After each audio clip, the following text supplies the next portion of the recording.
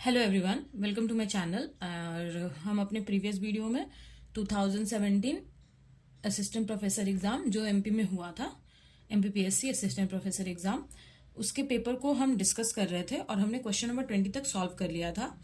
और मैं ये जो हमारा प्रीवियस वीडियो है, जो थर्ड वीडियो है, उसमें ये क्वेश्चन नंबर 17 उतना क्लियर नहीं दिख रहा था, तो यहाँ पे आप फिर से देख सकते हैं कि this method is used for solving which equation. So its answer is first order differential equation. So if you have any kind of problem, अगर आपको क्वेश्चन को समझने में कोई प्रॉब्लम हो रहा हो या आपको 2017 का क्वेश्चन पेपर चाहिए हो, तो मैंने इस क्वेश्चन पेपर को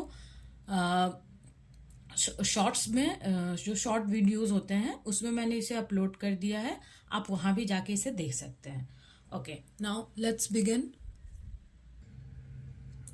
हेलो। ओके, नाउ हम क्वेश्चन नंबर 20 तक कर चुके थे और हमारा नेक्स्ट क्वेश्चन है Lagrangian of the sun and earth system. तो अर्थ और सन सिस्टम का मतलब है यहाँ पे कि ये हमारा सन है और अर्थ जो इसके अराउंड में घूम रहा है, तो ये अर्थ है हमारा। तो ये सिस्टम का जो है वो हमें लैग्रेंजियन फाइंड करना है। सो लैग्रेंजियन हमारा क्या होता है? T minus we.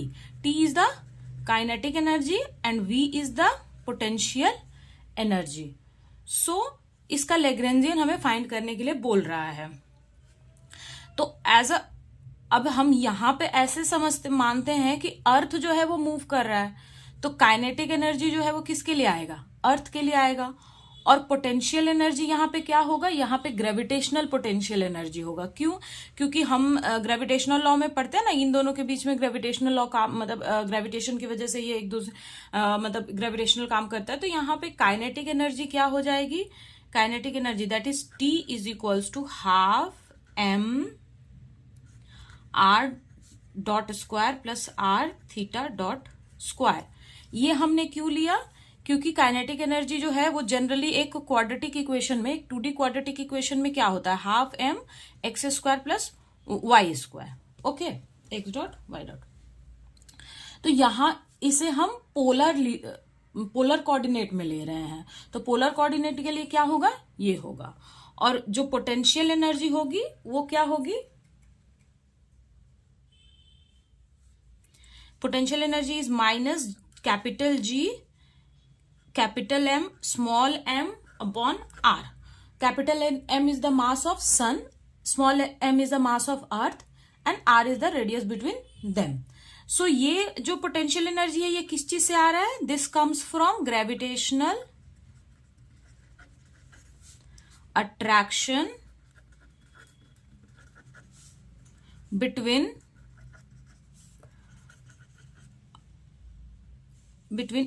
earth and sun. Okay, so ये इनके बीच के ग्रेविटेशनल अट्रैक्शन की वजह से पोटेंशियल एनर्जी आ रहा है और काइनेटिक एनर्जी आ रहा है due to the movement of earth. Okay, so Lagrangian is equals to T minus V. So this is equals to half M R dot square plus R, sorry this will be R square theta dot square, R square theta dot square plus G capital M small M upon r. So this is our Lagrangian. Now check the option. So first one is half m r square, half m, so this will be not in option.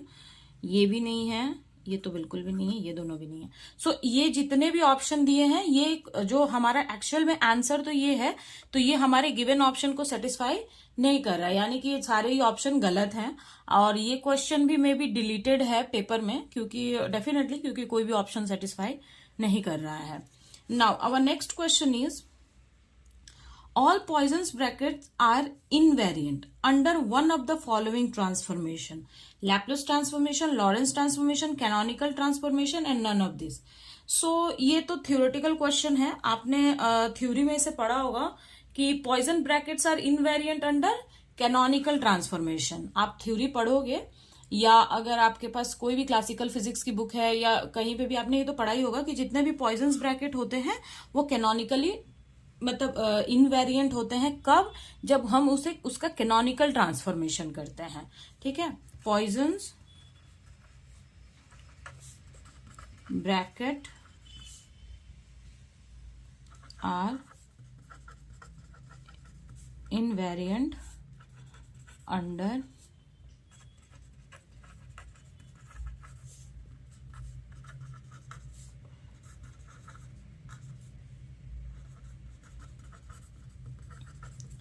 अच्छा, मैं थोड़ा इसे explain कर देती हूँ कि इसका actual में मतलब क्या है।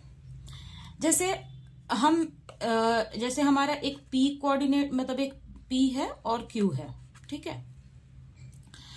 तो अभी हमने जनरली हम जब इसका पॉइजन ब्रैकेट में जब हम इसे लिखते हैं तो क्या होता है, अगर P है पी के एंड पी एल है तो ये क्या जीरो होगा, क्योंकि ये दोनों जीरो होता है। जैसे पॉइजन ब्रैकेट में क्या होता है, अगर P है और Q है तो दैट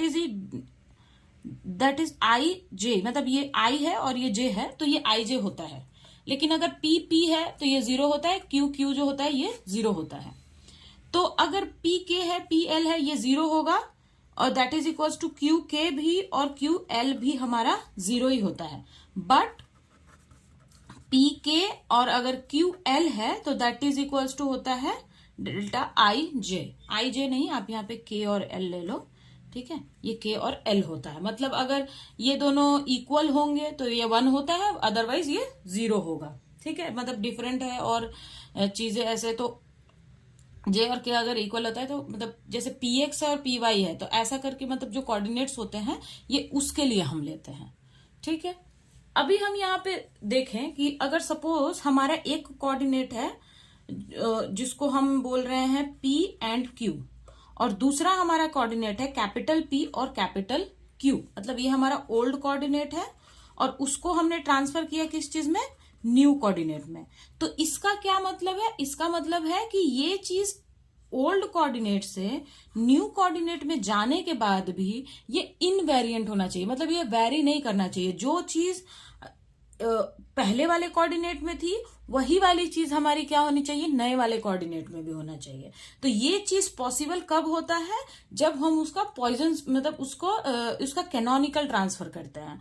मतलब जैसे अगर एक एग्जांपल देती हूँ कि अगर सपोज करो कि न्यू कोऑर्डिनेट में ये एक्स और वाई के टर्म पे भी पोजीशन और मोमेंटम जो है वो एक्स और वाई, मतलब एक्स की जगह 5 है और 7 है, और अगर वाई की जगह 8 है, तो न्यू कोऑर्डिनेट में भी पोजीशन और मोमेंटम जो है वो वही होगा जो हमारे ओल्ड कोऑर्डिनेट में था। तो तभी तो होगा इनवेरिएंट। इनवेरिएंट का मतलब क्या है, जो वेरी नहीं करेगा। तो अगर ओल्ड कोऑर्डिनेट में ये है तो न्यू कोऑर्डिनेट में भी यही होना चाहिए। इसका मतलब है कि अगर मैं ओल्ड कोऑर्डिनेट से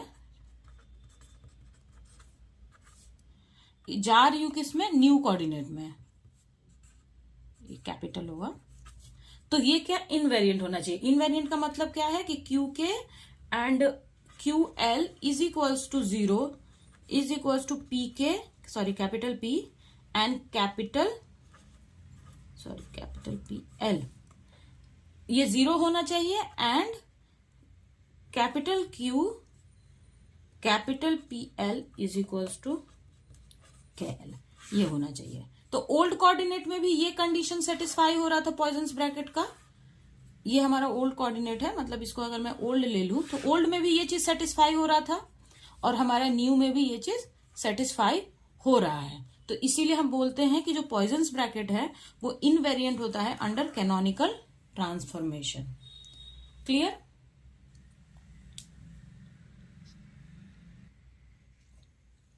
now choose the correct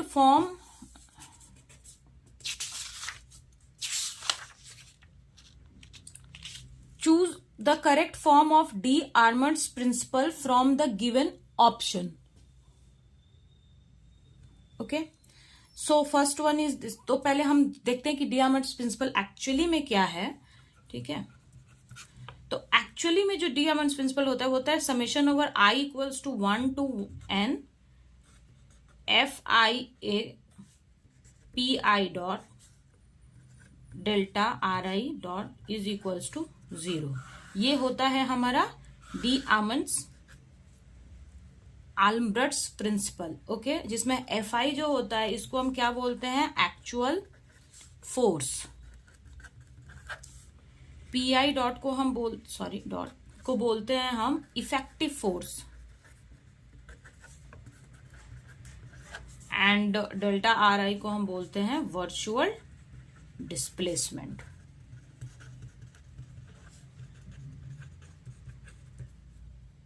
okay, और यहाँ पे कोई ऑप्शन इसे सेटिस्फाई कर रहा है, तो यहाँ पे शायद कोई भी ऑप्शन सेटिस्फाई नहीं कर रहा, नन ऑफ दिस तो होगा नहीं, ये भी नहीं कर रहा, ये भी नहीं कर रहा, हाँ, तो इसमें कोई भी ऐसे ऑप्शन में सेटिस्फाई नहीं कर रहा है। तो ये एक्चुअली में यही होता है, मतलब इसका जो फॉर्मूला है वो एक्चुअली में यही होता है, लेकिन ऑप्शन में ये कोई भी चीज को सेटिस्फाई नहीं कर रहा है। अगर आप इसे मतलब चेक करना चाहते हैं तो आप क्लासिकल मैकेनिक्स की जो जेसी उपाध्याय बुक है, आप वहां पे इसे चेक कर सकते हैं कि एक्चुअल में जो आल्म्बर्ट्स प्रिंसिपल जो होता है वो एक्चुअली में यही फॉर्मूला होता है। ठीक है, इसे आप बुक में भी एक बार चेक कर सकते हैं अगर आप करना चाहें तो। नाउ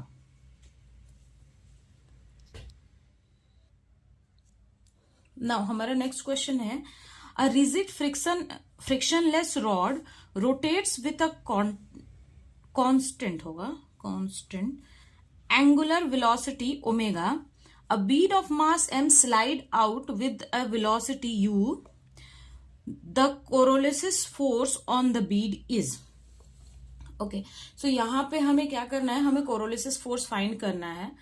तो कोरोलिसिव फोर्स कहाँ काम करता है, मान अगर कोई अगर फ्रेम है जो ऑलरेडी रोटेट कर रहा है, और अगर उसके ऊपर कोई पार्टिकल, रोटेटिंग फ्रेम के ऊपर जब कोई पार्टिकल मूव करता है, तो उस पार्टिकल के मतलब अगर जैसे हमारा अर्थ है, ठीक है, तो अगर अर्थ के ऊपर, क्योंकि अर्थ इज ऑलरेडी रोटेटिंग, अर्थ जो है वो क्या हो रहा है, वो रोटेट कर रहा है, और अर्थ के ऊपर जो आदमी या इंसान या कोई भी पार्टिकल अगर मूव करता है तो वो एक फोर्स को एक्सपीरियंस करता है, उसको हम बोलते हैं कोरोलिसिस फोर्स। ठीक है, ये ऑलवेज वही पार्टिकल फील करता है जो रोटेटिंग फ्रेम के ऊपर मूव कर रहा है। अगर फ्रेम रोटेटिंग नहीं है तो ये फोर्स एक्सपीरियंस नहीं होगा। ठीक है, तो हम इसको सॉल्व करते हैं। तो थोड़ा सा मैं लिख देती हूँ, ये कोरोलिसिस फोर्स कब एक्सपीरियंस्ड होता है। Coriolis force is experienced by particle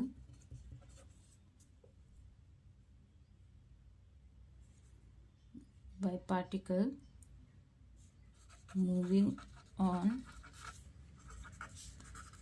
rotating frame, and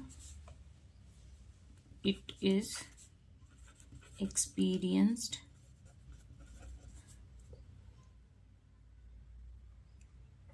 perpendicular to its path and opposite to direction of vector product of omega cross V R. Okay, so ये जो होता है, ये फोर्स कहाँ एक्सपीरियंस होता है, पहले तो ये एक रोटेटिंग फ्रेम पे होता है, कि मतलब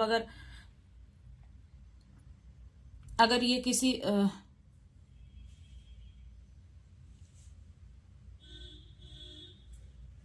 यहाँ पे होगा with respect to moving, Coriolis force is experience by particle moving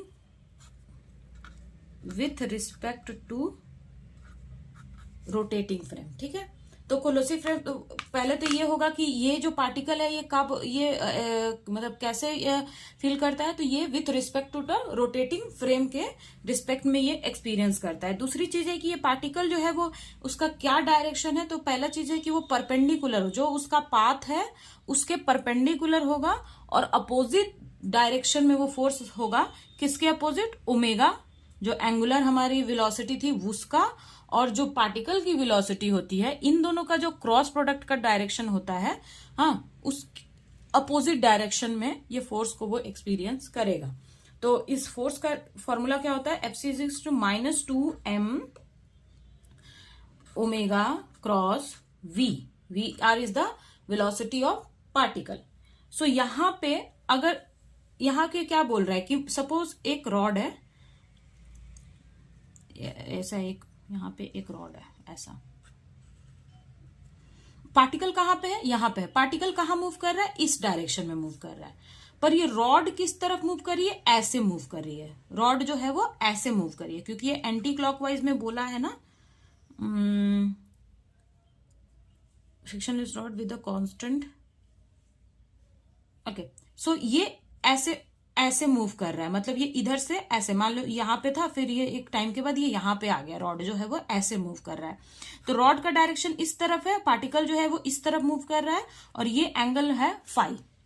तो यहाँ पे हम बोलेंगे कि ये हो जाएगा 2m, ओमेगा किस तरफ है, ओमेगा की डायरेक्शन किस तरफ है, फाई के तरफ, और वीआर का डायरेक्शन किस तरफ है, आर कैप के तरफ।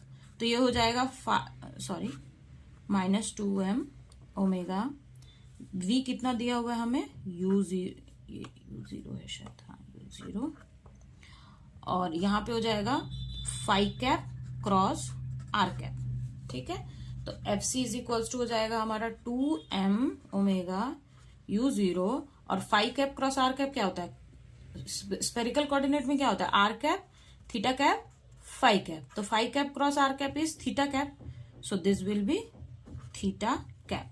सो how much force it is experience, मतलब ये एक्सपीरियंस कितना कर रहा है पार्टिकल जो है वो, तो F C is equals to -2m mu omega theta cap. So this is our answer. Okay,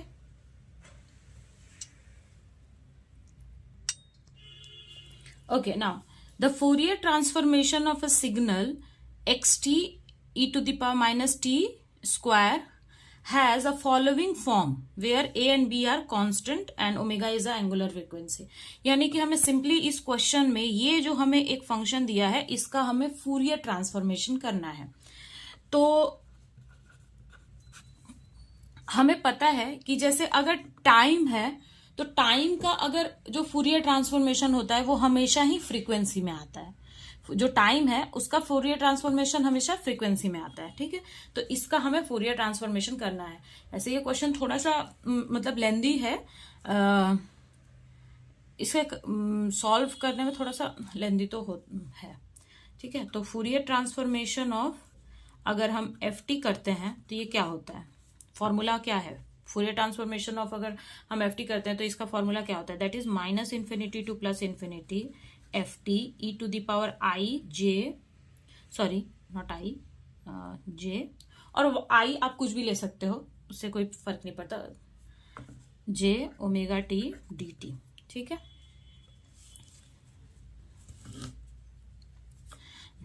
okay, now यहाँ पे एफ टी की जगह पे हमारा फंक्शन क्या है, हमारा फंक्शन है X T is equals to E to the power -3t²। ठीक है, तो हम एफ टी की जगह पे इसको लिख सकते हैं, तो this will B -∞ to ∞ e to the power 3t² I sorry J omega T D T. ठीक है, अब हम इसको थोड़ा सा सॉल्व करते हैं।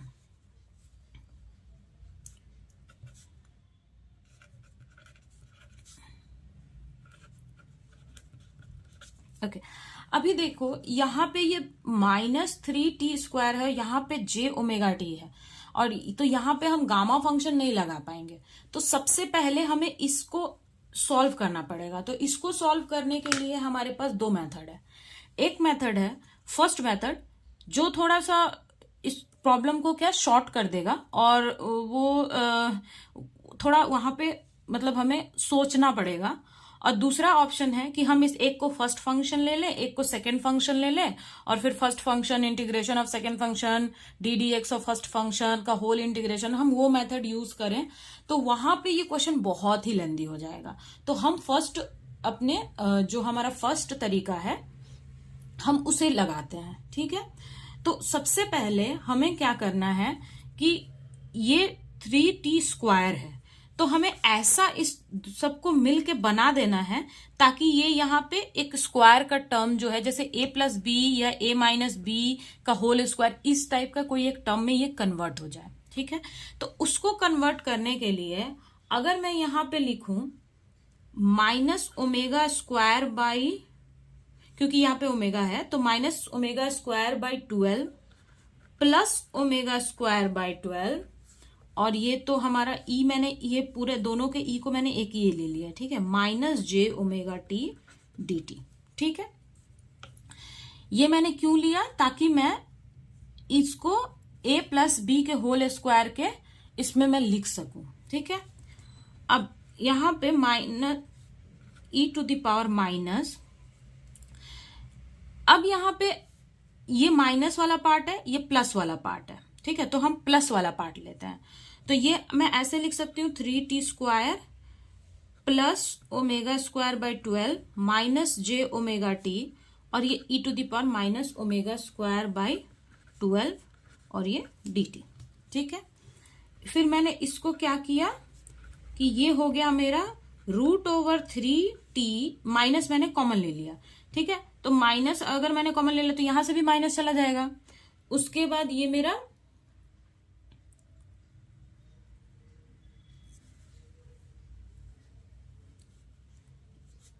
माइनस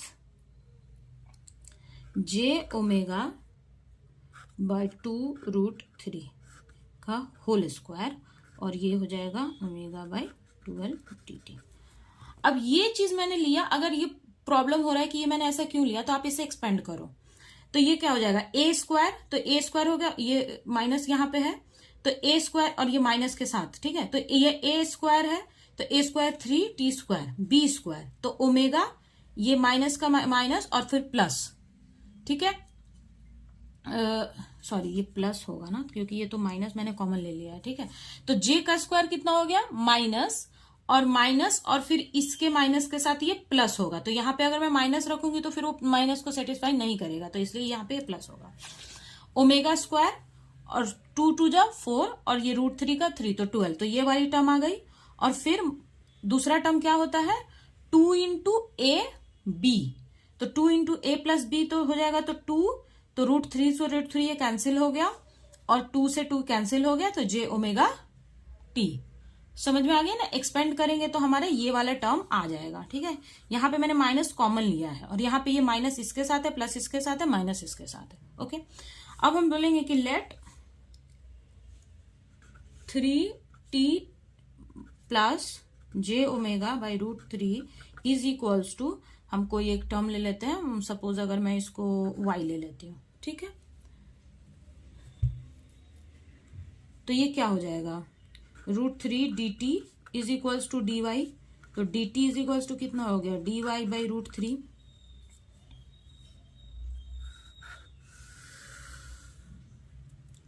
ठीक है, √3 बाई dy। अब इसको हम इसमें पुट कर देंगे, तो इसमें मैंने क्या किया, ये सभी को मैंने dt को मैंने किस में कर दिया, dy में कन्वर्ट कर दिया, तो इसके यहाँ पे ये वाला टर्म तो कांस्टेंट की तरह काम कर रहा है, तो इसको हम क्या करेंगे, बाहर ले लेंगे, तो ये हो जाएगा minus omega square by 12 minus infinity to infinity E to the power minus y square, और ये क्या हो जाएगा, dy बाई √3।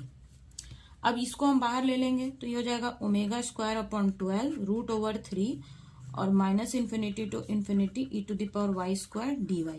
अब देखिए, ये गामा फंक्शन से हम इसे सॉल्व कर सकते हैं, ये गामा फंक्शन से सॉल्व हो जाएगा, तो हमें पता है कि इसका जो सॉल्यूशन होता है वो कितना होता है, √π होता है।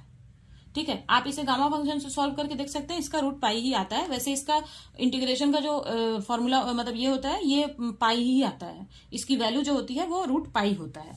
तो इसको जब हम सॉल्व करेंगे तो ये कितना हो जाएगा, e to the power minus omega by 12 √3 into pi, so this will be pi upon √3 e to the power minus omega square by 12, और हम इसको बोल सकते हैं कि √3/3 e to the power minus omega upon 12। ठीक है, अब यहाँ पे एक चीज और है कि पाई अपॉन 3 क्यों, ये हमारा आंसर होगा, ये Fourier transformation of e to the power 3 square is equals to √π/3 e to the power omega square upon 12 होता है। ठीक है, ये हमारा आंसर है। लेकिन यहाँ पे क्या बोल रहा है कि आंसर हमें ए और बी के फॉर्म में लाना है, मतलब जो कांस्टेंट है उसको ए और बी के फॉर्म में लिखना है। तो ये कांस्टेंट है और यहाँ 12 कांस्टेंट है, तो इसको हम ए और बी के फॉर्म में लिख सकते हैं। तो जैसे जो कि हमारा, ताकि हमारा जो ऑप्शन है वो सेटिस्फाई कर जाए, मतलब जो गिवन ऑप्शन है। तो ये एक ए का टर्म हो गया, ई ओमेगा स्क्वायर तो रहेगा ही, और ये 1/12 को क्या ले लेंगे हम, बी, ठीक है, और ये स्क्वायर। तो हमारा फूरियर ट्रांसफॉर्मेशन कितना आ रहा है, ऑप्शन डी। अच्छा, यहाँ पे ए की हमने क्या वैल्यू ली है, π/3, और बी की वैल्यू हमने क्या ली है, 1/12। ठीक है, ये दोनों क्योंकि कांस्टेंट है तो मैंने इसे कांस्टेंट टर्म में लिख दिया, कांस्टेंट वैल्यू की जगह मैंने इसे कांस्टेंट टर्म में लिख दिया। तो हमारा ऑप्शन ये सेटिस्फाई कर गया। कभी कभी क्या होता है क्वेश्चन में कि ओमेगा की जगह एफ दिया रहता है, मतलब एंगुलर फ्रीक्वेंसी की जगह नॉर्मल दिया रहता है। तो हमें पता है कि ओमेगा इज इक्वल टू क्या होता है, 2πf। अब यहाँ पे यहाँ पे अगर मैं इसे पुट कर दूं तो ये कितना, इसकी वैल्यू कितनी हो जाएगी, π/3 e⁻1/12, और 2 है ना, तो 2πf का स्क्वायर। तो ये हो जाता है π/3 e⁻−1/12, और 2 2 जो 4 π² f स्क्वायर, तो 3 हो गया। तो ये हो जाएगा π/3 e⁻π² f स्क्वायर अपॉन 3। ठीक है, तो कभी कभी क्वेश्चन में क्या होता है कि ये एफ के फॉर्म में भी पूछता है, और कभी कभी ओमेगा, जैसे यहाँ पे ओमेगा के फॉर्म में दिया है तो हम ओमेगा तक ही लाके छोड़ देंगे। लेकिन कभी कभी एग्जाम में क्या होता है कि इसको बोलते एफ के फॉर्म में लिखने को बोलता है, तो हमें कुछ नहीं करना है, बस ए से सॉल्व कर देना है और ओमेगा की जगह 2πf को हमें पुट कर देना है। तो जैसे हम 2πf को पुट करेंगे तो हमारा जो फोरियर ट्रांसफॉर्मेशन की वैल्यू है वो हमारी यहाँ पे निकल के आ जाएगी। ठीक है, ये क्वेश्चन अगर इस तरीके, ये जो चीज है ना, इसको थोड़ा सा प्रैक्टिस करने से ये चीज आ जाता है कि यहाँ पे क्या प्लस करे क्या माइनस करे। ये चीज अगर आप मतलब समझ जाते हो तो फिर आपको इतना लेंदी प्रोसेस है ये, अगर मैं इसको एक फंक्शन लूं, फिर मैं इसको दूसरा फंक्शन लूं, फिर मैं इसको सॉल्व करूं, तो वो काफी लेंदी हो जाता है, एग्जाम में इतना टाइम भी नहीं रहता है। ठीक है, और ये चीज लाने का ना एक और ट्रिक है। ठीक है, इसका एक ट्रिक ये भी है कि वैसे तो ये प्रैक्टिस से ही आता है कि यहाँ पे क्या प्लस माइनस करे ताकि ये इसके स्क्वायर में आ जाए, लेकिन जनरली क्या होता है कि हम जैसे जब हम सॉल्व करते हैं इसको, तो यहाँ पे जैसे ये ओमेगा है, ठीक है, तो कोई भी ऐसा टर्म ले ताकि ये प्लस और माइनस करके ऐसा कोई एक टर्म हम बनाएं ताकि ये जो चीज है ना वो 2, जैसे फॉर्मूला होता है a² + b² होता है, तो a² + b² -2 + 2ab। तो ये जो फॉर्मूला होता है ना, ये हमारा जल्दी से, मतलब इसको देख करके जब आप इसको सिंप्लीफाई करोगे तो डेफिनेटली ये चीज बहुत जल्दी आप सीख जाओगे। ऐसे आप 1-2 क्वेश्चन ऐसा प्रैक्टिस कर लोगे तो पता चल जाता है कि यहाँ पे क्या हम लें। वैसे इसको थोड़ा सा सोचने में टाइम लगता है, लेकिन ये मेथड जो है वो उस वाले मेथड से थोड़ा मतलब कम लेंदी है और ये बहुत जल्दी सॉल्व भी हो जाता है। ठीक है, तो दिस इज द आंसर। आपको बस ध्यान रखना है कि हमें एफ के फॉर्म में पूछ रहा है या हमें ओमेगा के फॉर्म में पूछ रहा है। अगर एफ के फॉर्म में पूछ रहा है, ओमेगा के फॉर्म में पूछ रहा है तो डेफिनेटली नो प्रॉब्लम, यहाँ से हम सॉल्व कर लेंगे। अगर ओमेगा एफ के फॉर्म में पूछ रहा है तो ओमेगा को हम फ्रीक्वेंसी, मतलब एफ नॉर्मल जो फ्रीक्वेंसी होती है उसमें हम कन्वर्ट कर लेंगे। अच्छा, एक चीज और है कि जो टाइम होता है उसका हमेशा ही फूरियर ट्रांसफॉर्मेशन किस में होता है, फ्रीक्वेंसी में, और फ्रीक्वेंसी का फूरियर ट्रांसफॉर्मेशन कितना होता है, वो होता है टाइम में। ठीक है, ये चीज हमको थोड़ा ध्यान रखना रहता है कि तो वैसे भी हम सॉल्व कर सकते हैं। ठीक है,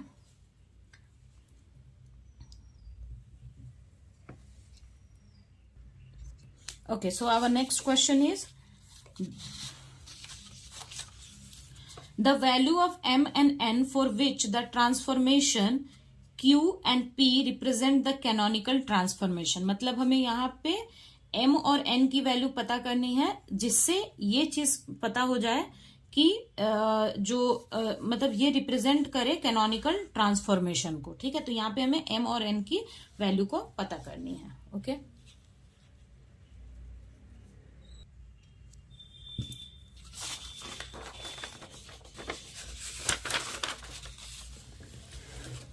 सो हमारा सॉल्यूशन, हमारा क्वेश्चन क्या है, Q is equals to Q small q capital M cos NP and P is QM sin NP। Okay, सो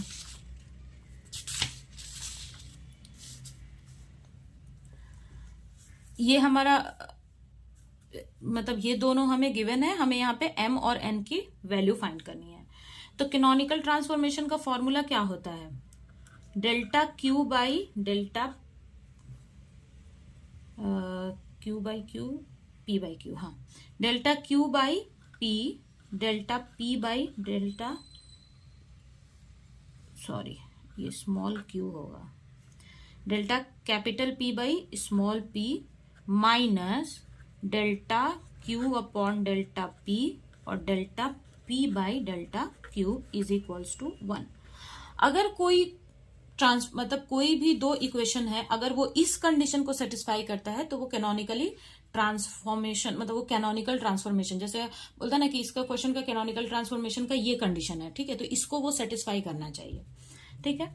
तो डेल्टा क्यू बाई क्यू करेंगे तो क्यू है तो ये हो जाएगा M Q M minus 1 cos N P multiply capital P by P करेंगे तो यहां से क्या हो जाएगा, Q M sine N P है ना, तो ये हो जाएगा हमारा एन साइन का डिफरेंशिएशन कॉस एन पी, ठीक है, minus cos Q by P है तो इसको फिर पी के करे रिस्पेक्ट में करेंगे तो ये हो जाएगा हमारा, कॉस का माइनस साइन होता है तो plus N Q M cos N P, sorry that is sine, okay, sine N P, और ये इसको किसके रिस्पेक्ट में करना है, क्यू के रिस्पेक्ट में, तो ये हो जाएगा M Q M minus 1 sine N P, okay, is equals to 1। इसको अब हम थोड़ा सिंप्लीफाई कर लें तो ये हो जाएगा M N Q M minus 1 है, क्यू एम है तो यहाँ पे क्या हो जाएगा 2m n minus 1 cos square N P plus ये एम एन, यहाँ पे भी क्यू 2m माइनस 1 और ये sine square N P is equal to 1। अब ये भी यहाँ पे है ये भी यहाँ पे, तो इसको हम कॉमन ले लेंगे तो n 2m माइनस 1, ये कॉस स्क्वायर साइन स्क्वायर तो ये 1 ही हो जाएगा, that is equal to 1, M N Q 2m minus 1 is equal to 1। अब देखो, अब यहां पे क्या है कि अब हमें m और n की वैल्यू फाइंड करनी है, और यहाँ पे गिवन जो है, यहाँ पे अब हम क्या करेंगे कि लेफ्ट साइड को राइट साइड से कंपेयर करेंगे। तो लेफ्ट साइड में m और n की जगह पे क्या है 1 है, और q की तो यहाँ पे क्या वैल्यू है 0 वैल्यू है, q टू दी पावर कोई भी वैल्यू अगर 1 को पावर 0 करें तो ये 1 ही होता है, 2 का पावर 0 करें तो ये 2 ही होता है, तो यहाँ पे मैंने q का पावर 0 ले लिया। और दोनों साइड को जब हम कंपेयर करेंगे, कंपेयरिंग बोथ साइड्स, अगर हम बोथ साइड्स को कंपेयर करेंगे तो m n is equals to 1 and 2m minus 1 equals to 0, ठीक है। तो यहां पे हम क्या लिख सकते हैं कि m is equals to 1 upon n और n is equals to 1 upon m, ऐसा लिख सकते हैं। और यहां से क्या हो जाएगा m is equals to 1 upon 2। तो अब इसको इसमें हम पुट कर देंगे, इसको ना ऐसे लिखते हैं कि n is equals to 1 upon m, तो क्योंकि m की वैल्यू हम निकाल रहे हैं ना, तो n की वैल्यू कितनी हो जाएगी 1 upon 1 by 2, so n is equals to 2 और m इक्वल्स टू कितना हो गया हाफ, तो हमारी क्या वैल्यू आ जाएगी n is equals to 2 and m is equals to 1 upon 2, so this is our answer. Clear? So कौन सा ऑप्शन सेटिस्फाई कर रहा है, हमारी m की वैल्यू हाफ आई है और n की वैल्यू 2 आई है, so option number b is correct. Now यहां दिया है कि the Lagrangian for a system is L half m x dot square y dot square z square minus m g y, find the cyclic coordinate. मतलब हमारा जो Lagrangian है वो ऐसा कुछ गिवन है कि L is equals to half m x square y dot square plus z dot square minus m g y, और हमें क्या पूछ रहा है साइक्लिक कोऑर्डिनेट पूछ रहा है। तो साइक्लिक कोऑर्डिनेट क्या होता है कि जो मिसिंग कोऑर्डिनेट होता है, ठीक है, किसी भी लैग्रेंजियन में जो मिसिंग कोऑर्डिनेट होता है उसको हम क्या बोलते हैं, उसको हम बोलते हैं साइक्लिक कोऑर्डिनेट। तो यहां पे लिखेंगे कि द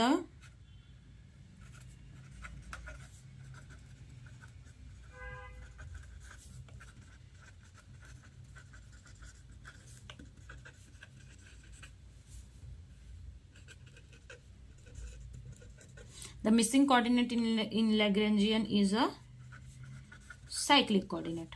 ये सबसे सिंपल तरीका है ये याद रखने का कि साइक्लिक कोऑर्डिनेट क्या होता है। जो चीज इसमें मिसिंग है वही साइक्लिक है।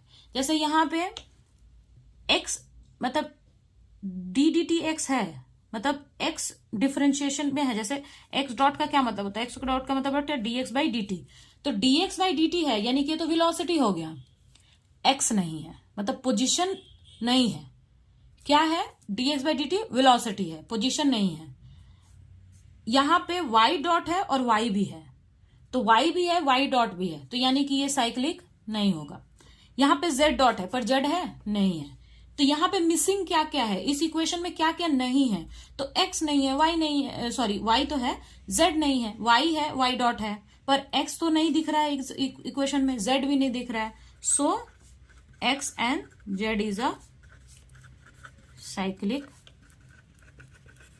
कोऑर्डिनेट। ये सिंपल, सबसे सिंपल तरीका है साइक्लिक कोऑर्डिनेट का। जो लैग्रेंजियन इक्वेशन गिवन है उसमें जो चीज मिसिंग है वही साइक्लिक है, उसको ही हम साइक्लिक बोल देंगे। एग्जाम में बस ये देखना है कि जो लैग्रेंजियन इक्वेशन हमें दिया हुआ है उसमें कौन कौन सा कोऑर्डिनेट मिसिंग है, जो कोऑर्डिनेट इसमें नहीं है वही साइक्लिक है। So answer is x and z, this is our option. Okay, now the Poisson's bracket between theta and theta dot is. इस क्वेश्चन में एक प्रॉब्लम है, ठीक है। इस क्वेश्चन में प्रॉब्लम यह है कि यहां पे लैग्रेंजियन हमें नहीं दिया हुआ है, हमें बस पॉइजन्स ब्रैकेट के बारे में पूछा है कि ये थीटा है और ये थीटा डॉट है, तो इसका पॉइजन्स ब्रैकेट क्या होगा।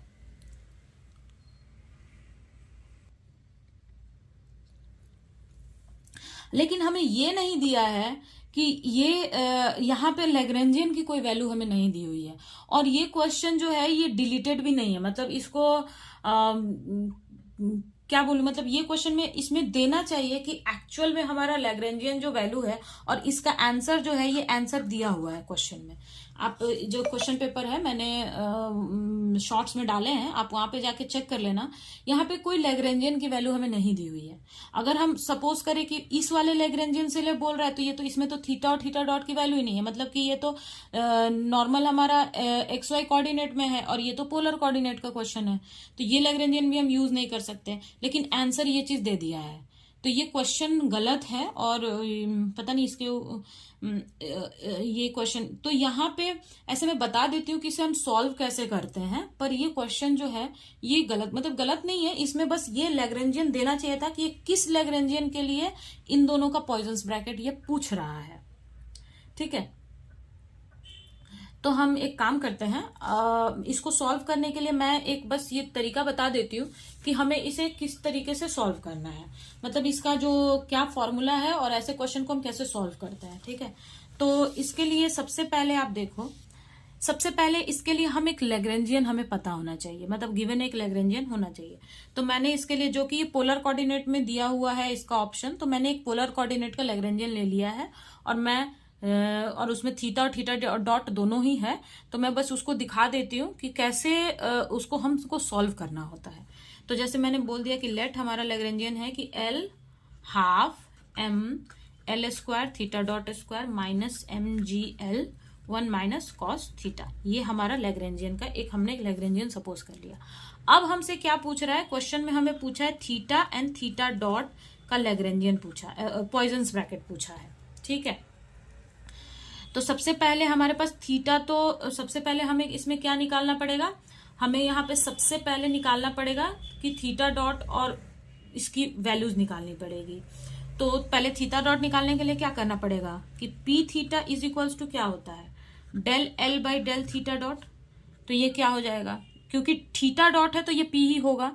जैसे अगर पी एक्स है तो ये किसके साथ आता है, एक्स डॉट के साथ आता है, ठीक है। तो यहाँ पे थीटा डॉट है तो इसलिए हमें पी थीटा निकालना है, तो हमें थीटा डॉट के रिस्पेक्ट में इसको डिफरेंस ये करना पड़ेगा।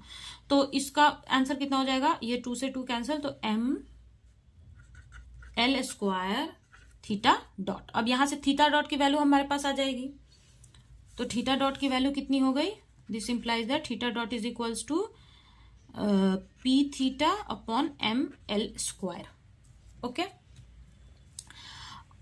और हमारे पास और दूसरा क्या है, थीटा है, ठीक है। तो Poisson's bracket of theta and theta dot is equals to, अब थीटा डॉट को ऐसे रहने देंगे, थीटा डॉट की जगह पे हम क्या लिख सकते हैं, p theta by m L square, ठीक है। एम स्क्वायर को मैंने बाहर ले लिया और ये क्या हो जाएगा, थीटा पी थीटा डॉट। तो हमें पता है पॉइजन्स ब्रैकेट में क्या बोला था मैंने कि Q और P है तो ये 1 होता है, अगर Q है या P है तो ये क्या 0 होता है, ठीक है। तो ये कितना हो जाएगा, इसकी वैल्यू 1 हो जाएगी। So 1 upon M L square, और इसकी वैल्यू कितनी हो गई हमारी 1। So Poisson's bracket of theta, theta dot is 1 upon M L square. So this is our answer. Question में पता है ये लैग्रेंजियन हमें देना चाहिए था, तभी तो हम डेफिनेटली है कि इस चीज को हम फाइंड कर पाएंगे। Okay, now our next question is a special theory of relativity deals with the events in the frame of reference which moves with a definitely constant velocity। इसका तो ये तो theoretical question है।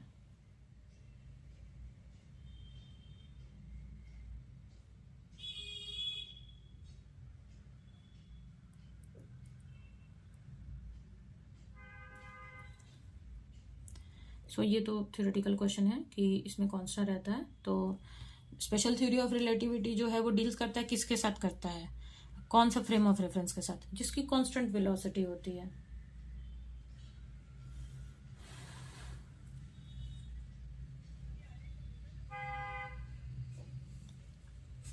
ना, a moving clock loses 1 minute per hour, the speed of a clock is, ठीक है। Question में हमें दिया हुआ है कि हमारे पास एक क्लॉक है, मूविंग क्लॉक है, ठीक है।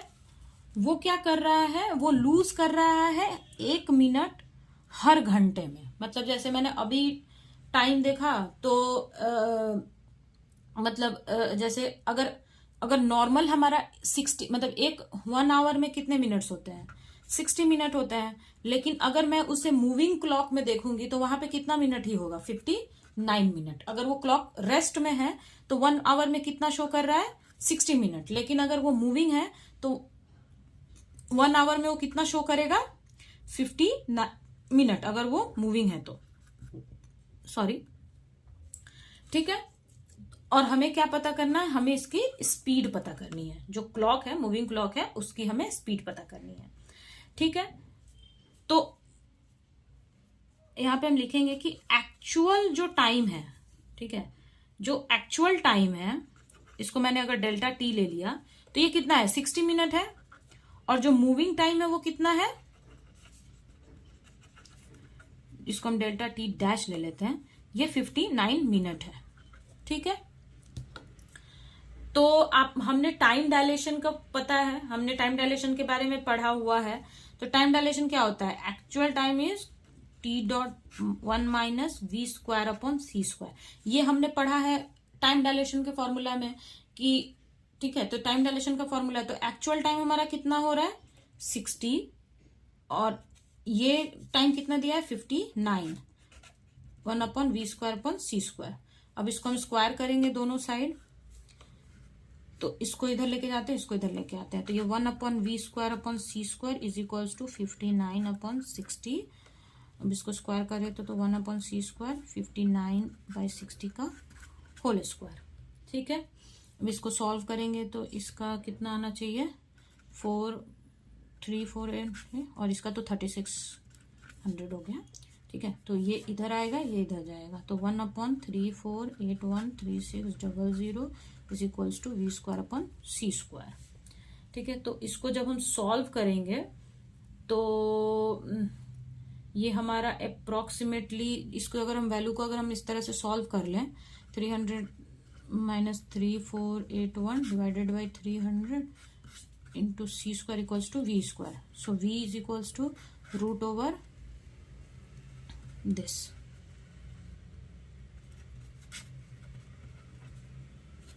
तो इसकी जो वैल्यू है ये हमारी अप्रोक्सीमेटली आ रही है 6 इंटू 10⁻7 मीटर पर सेकेंड। ठीक है, this is the value of velocity, इतनी आएगी। ठीक है, ये c की वैल्यू यहाँ पे हमें पुट करनी पड़ेगी। क्यों c की वैल्यू पुट करनी पड़ेगी? क्योंकि हमारा जो 7 है, सॉरी जो हमारा c मतलब यहाँ पे कोई भी ऑप्शन हमें c के फॉर्म में नहीं दिया हुआ है।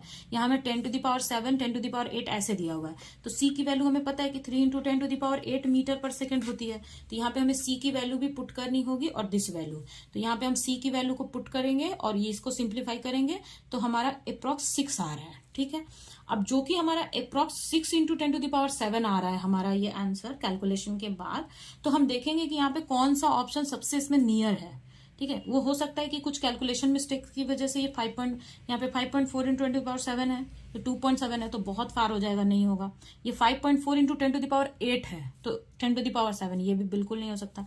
तो ऑप्शन ये होगा। आप इसे एक बार कैलकुलेशन एक बार चेक कर लेना। मेरा ऐसे 6 आ रहा है, पर आप कैलकुलेशन चेक कर लेना, थोड़ा इधर उधर होने की वजह से ये चीज हो सकती है। जैसे पॉइंट में हो जाता है, कभी वो स्क्वायर के टर्म में, तो इस तरह से थोड़ी प्रॉब्लम हो सकती है।